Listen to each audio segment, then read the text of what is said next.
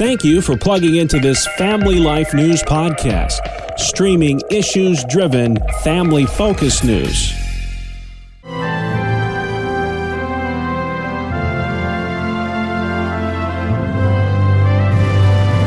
This is Faith Under Fire. Each Thursday on Family Life, we give voice to religious battlegrounds in this nation. I'm your host, Tracy Lynn. With us today, Dr. Danny Huerta, Vice President of Parenting and Youth at Focus on the Family.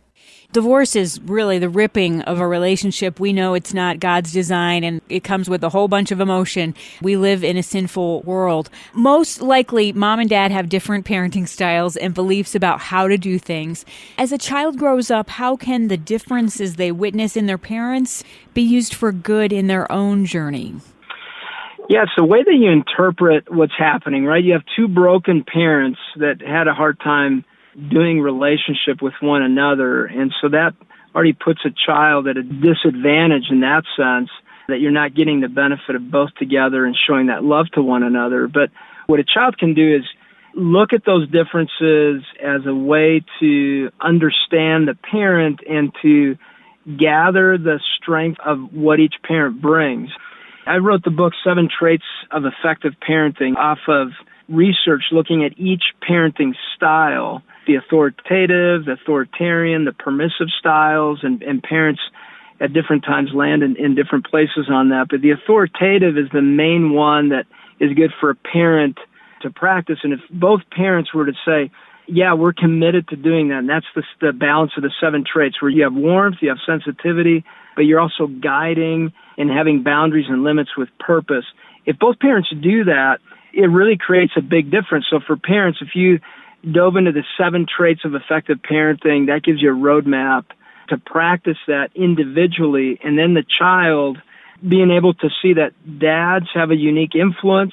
For instance, a dad, if he shows sensitivity early on in that boy's life, behavioral issues will significantly decrease.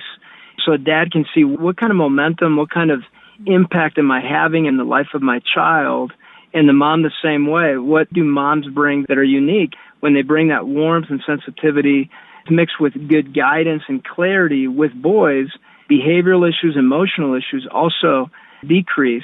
So both have an impact. Realize that as mom and dad, as you're listening to this, if you're in a shared custody situation or shared parenting opportunity, in this case, instead of being in conflict, and what a great gift you can bring to your child, not trying to control the other parent, but saying, how can I be life-giving in my child's life? And it's about bringing life to something that has been destroyed, a covenant that has been disconnected, destroyed for various reasons, but now you're stepping in and saying, I'm going to be life-giving the best I can to my child in this next chapter of life so that God can still redeem what's there.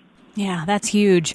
Despite a separation or divorce, Danny, how can moms and dads model positive behavior for their kids? You already touched on it, but what could they do today? Well, first of all, putting aside animosity towards the other parent and figuring out what immaturity do I still have in my personality, what are my blind spots, and having people model good communication, to model the idea of a restoring of what's been broken, to provide hope for that child. And then the other one is just being available. A lot of times emotionally, parents in these situations are unavailable or too busy, and a child languishes and does things on their own, and slowly they go to outside sources like peers to find their answers in survival. Make sure you're present, you're available. One thing we recently did for dads is called One Win a Day. You can go to focusonthefamily.com/dadwins. And then we send you 30 texts, one a day, where it's a win. And moms, you can do it as well. Just apply it to you. For instance, one of them, just come in with a smile and notice the momentum you create by doing that. Recognize the invitations you have throughout the day with your kids, about how they're approaching you. And those are just some examples. If I was a parent in this situation, I would begin with learning to listen first, to just stop and listen and absorb. Where is my child? What's going on? Enter their train of thought as if you're stepping into their train, and then picturing things from their point of view. And it's not about feeling sorry for them. It's about learning wisdom on how to guide them through these big emotions they may be feeling, some anxiety. Panic has gone up in the last couple of years with divorce going up and also just anxiety in general with news. Enter that world with your kids and then take those moments of pausing and being present with what's going on and not defending yourself, but absorbing what they're saying and then guiding out of wisdom. Make sure you have a support system around you. You can start with a 7 traits assessment just to see maybe there is a blind spot there, and that gives you a starting point of content if you're feeling a little overwhelmed as to, how do I do this well? That's well researched, and you can start with a free assessment, and that's at focusonthefamily.com.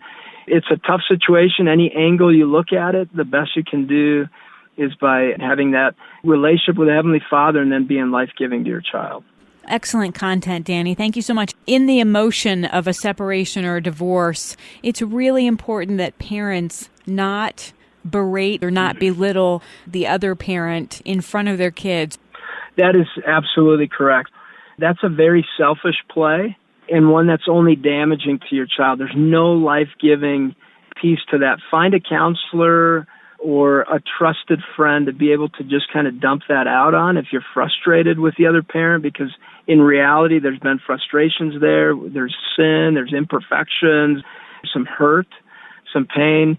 It's not appropriate to unload that and throw that up in front of your children, because you do want to encourage that good relationship with the other parent, and you want to encourage that they get healthy because they're so important. They're a key person in your child's life, a key piece to their rolling credits of the future. And my hope is that as parents are listening to this, they're not pointing fingers. The problem begins with me. Where do I need to grow? What are my blind spots?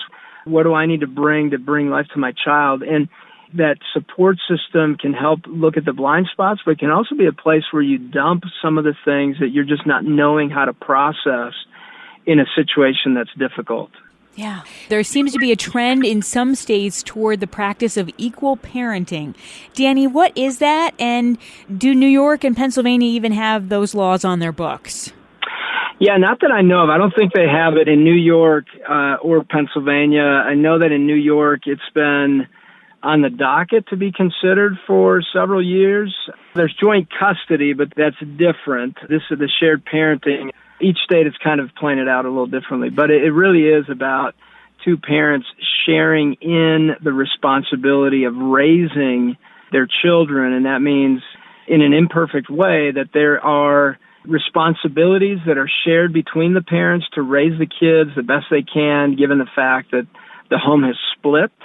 And so there's good intention in those cases of parents doing this the best they can in providing the care they need to provide for their kids, recognizing the importance of the role of a mom and the role of a dad in the child's life. How does the research play out on this approach versus one sole custody parent?